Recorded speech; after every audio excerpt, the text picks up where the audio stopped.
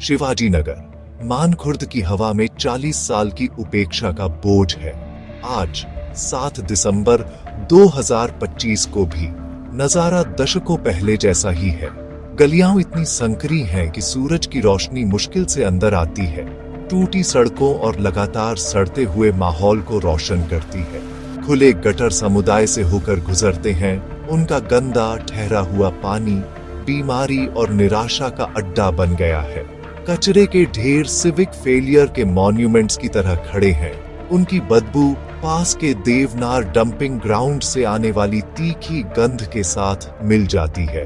यह ऐसी जगह नहीं है जिसे भुला दिया गया है। यह ऐसी जगह है जिसे जानबूझकर अनदेखा किया गया है।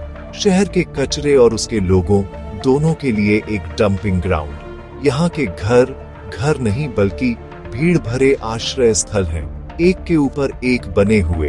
हर एक में उसकी क्षमता से ज्यादा लोग रहते हैं। 10 या उससे ज्यादा लोगों का एक परिवार एक ही टूटे फूटे कमरे में क्रैम्ड मिलना आम बात है। जगह और प्राइवेसी की कमी के कारण उनके सपने घुट रहे हैं। बाहर गंदी गलियों में बच्चे नंगे पैर खेलते हैं। उनकी हंसी उनके पैरों के नीचे के खतरों के बिल्कुल विपरीत है। वे टूटे हुए कांच और दूषित पडल्स के बीच से रास्ता बनाते हैं। उनकी मासूमियत उनके माहौल की हार्श रियलिटी के खिलाफ एक नाजुक ढाल है। यही एकमात्र खेल का मैदान है जिसे उन्होंने कभी जाना है, एक बचपन का दैनिक प्रमाण जिसे सिस्टमिक एपैथी ने चुरा लिया है। बड़ों के लिए जीवन एक अथक संघर्ष है। सड़क के किनारे दिहाड़ी मजदूर सुबह जमा होते हैं। उनकी आंखें काम के किसी भी संकेत के लिए क्षितिज को स्कैन करती है। हर गुजरते घंटे के साथ उनकी उम्मीद कम होती जाती है। थोड़ी दूर पर महिलाएं लंबी घुमावदार कतारों में खड़ी हैं।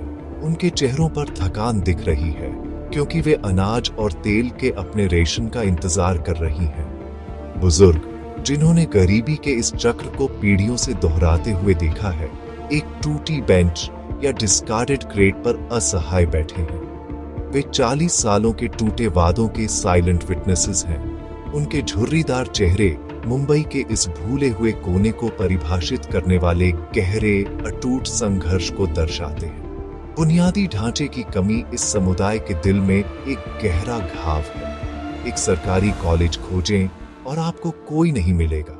एक बड़ा अच्छी तरह से सुसज्जित सार्वजनिक अस्पताल खोजें और आपकी खोज बेकार जाएगी। यह जगह सच्चे विकास के किसी भी निशान से रहित है। कोई सामुदायिक हॉल नहीं, कोई लाइब्रेरी नहीं, कोई सार्वजनिक पार्क नहीं। ऐसा लगता है कि केवल रैमशैकल घर और कचरे के बढ़ते पहाड़ ही बढ़ते जा रहे हैं। यह आधा मिलियन से ज्यादा लोगों का एक निर्वाचन क्षेत्र है, फिर भी इसे व्यवस्थित रूप से उन मूलभूत सेवाओं से वंचित किया गया है जो हर नागरिक का अधिकार है, जिससे इसके निवासी अरेस्टेड डेवलपमेंट की स्थिति में फंसे हुए हैं। शिवाजी नगर मानखुर्द में जीवन की लय चुनावों के 5 साल के चक्र से पंक्चुएटेड है। लोकतंत्र का एक संक्षिप्त नाटकीय प्रदर्शन। जब अभियान शुरू होते हैं तो सुनसान सड़कें अचानक जीवंत हो उठती हैं।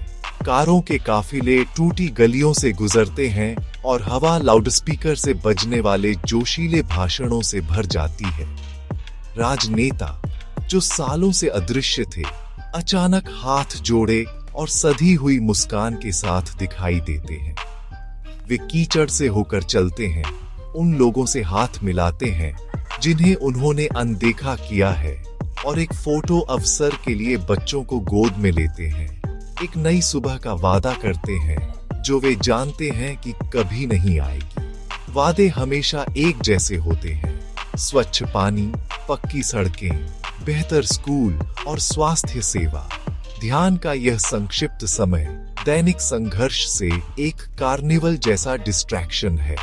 उपहारों का वितरण मुख्य कार्यक्रम बन जाता है, एक ट्रांजैक्शनल एक्सचेंज जो वोट के विचार को ही सस्ता कर देता है। सर्दियों की ठंड में कांपते बुजुर्गों को कंबल बांटे जाते हैं, भूखे परिवारों को बिरयानी के पैकेट दिए जाते हैं और कुरकुरी नोटें इंतजार कर रहे हाथों में चुपचाप पास की जाती है। कुछ दिनों के लिए निवासियों को यह महसूस कराया जाता है कि उन्हें देखा जा रहा है। उनकी तत्काल जरूरतों को सिनिकली संबोधित किया जाता है। यह एक अच्छी तरह से ऑर्केस्ट्रेटेड स्पेक्टेकल है जिसे वफादारी हासिल करने के लिए डिजाइन किया गया है, सेवा के रिकॉर्ड के माध्यम से नहीं, बल्कि एक फ्लीटिंग एक्ट ऑफ चैरिटी के माध्यम से, जो उपेक्षा के एक बड़े अंतर को ढक देता है। लेकिन जितनी जल्दी यह शुरू होता है, उतनी ही जल्दी यह स्पेक्टेकल खत्म हो जाता है। वोटों की गिनती के अगले दिन निर्वाचन क्षेत्र में एक गहरा सन्नाटा छा जाता है। कभी गुलजार रहने वाले पार्टी कार्यालय अब बंद हैं। उनके बैनर हवा में बेजान लटके हुए हैं। सड़कें अभियान के अवशेषों से अटी पड़ी हैं। फटे पोस्टर, डिस्कार्डेड झंडे और किए गए और तुरंत भूले गए वादों की खोखली गूंज। राजनेता गायब हो जाते हैं, शहर के अन्य हिस्सों में अपने आरामदायक घरों में लौट जाते हैं।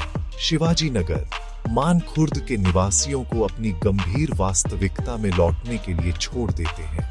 हाथ मिलाना, मुस्कान और भव्य घोषणाएं एक कड़वी याद में फीकी पड़ जाती हैं। प्रत्येक चुनाव के बाद अबैंडनमेंट का एक परिदृश्य होता है। एक क्रम्बलिंग दीवार पर चिपके फटे पोस्टर लोगों के फटे हुए विश्वास का एक रूपक बन जाते हैं। खाली राजनीतिक कार्यालय टूटे हुए विश्वास के मॉन्यूमेंट्स हैं। निवासियों के लिए यह एक क्रूर और परिचित पैटर्न है। वे एक वोट बैंक हैं, एक डेमोग्राफिक जिसे लुभाया और जीता जाना है, लेकिन कभी भी विकसित किया जाने वाला समुदाय नहीं।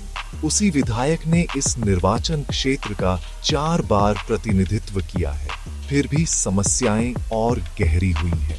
वादों और उसके बाद के धोखे का चक्र 40 सालों से घूम रहा है, हर रोटेशन के साथ उम्मीद को धूल में मिला रहा है। शिवाजी नगर, मानखुर्द में जीवन के लिए संघर्ष फिजिकल एनवायरनमेंट से परे और सरकारी कार्यालयों के ठंडे, उदासीन गलियारों तक फैला हुआ है। निवासियों के लिए सबसे बुनियादी दस्तावेज, उनके अस्तित्व का प्रमाण प्राप्त करना एक बहुत मुश्किल काम है। Aadhaar card, PAN card, ration card या जन्म प्रमाण पत्र की तलाश एक ऐसी यात्रा बन जाती है जो अंतहीन देरी, भ्रमित करने वाली प्रक्रियाओं और आधिकारिक उदासीनता से भरी होती है। लोगों को अपनी कम वेतन वाली नौकरियों से छुट्टी लेनी पड़ती है, अपनी आय का त्याग करना पड़ता है ताकि सुबह से शाम तक लंबी कतारों में खड़े हो सके। केवल एक मिसिंग पेपर या एक प्रोसीजरल टेक्निकलिटी के कारण वापस भेज दिया जाए। सरकारी कार्यालय निराशा की भूल भुलैया है। क्लर्क ऊंचे काउंटरों के पीछे बैठे होते हैं, धूल भरी फाइलों के ढेर से ढके होते हैं, अक्सर डेस्परेट नागरिकों के साथ उपेक्षा का व्यवहार करते हैं। हर हस्ताक्षर, हर मुहर के लिए ब्यूरोक्रेसी की एक भूल भुलैया को पार करना पड़ता है, जिसे मदद करने के बजाय रोकने के लिए डिजाइन किया गया है। एक साधारण वर्तनी की गलती एक व्यक्ति को उस प्रक्रिया की शुरुआत में वापस भेज सकती है जिसमें महीनों लगते हैं।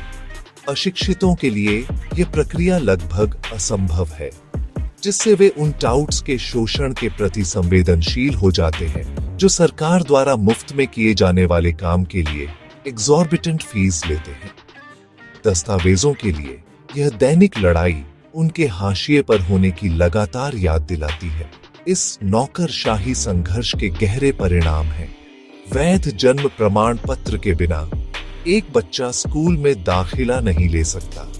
राशन कार्ड के बिना एक परिवार सब्सिडाइज्ड भोजन तक नहीं पहुंच सकता, जिससे वे और भी अधिक भूख में धंस जाते हैं। आधार कार्ड के बिना वे सरकारी कल्याण योजनाओं और वित्तीय सेवाओं की एक विस्तृत श्रृंखला से वंचित हो जाते हैं। यह प्रणाली, जिसे एक सुरक्षा जाल प्रदान करना चाहिए, इसके बजाय एक और बाधा बन जाती है।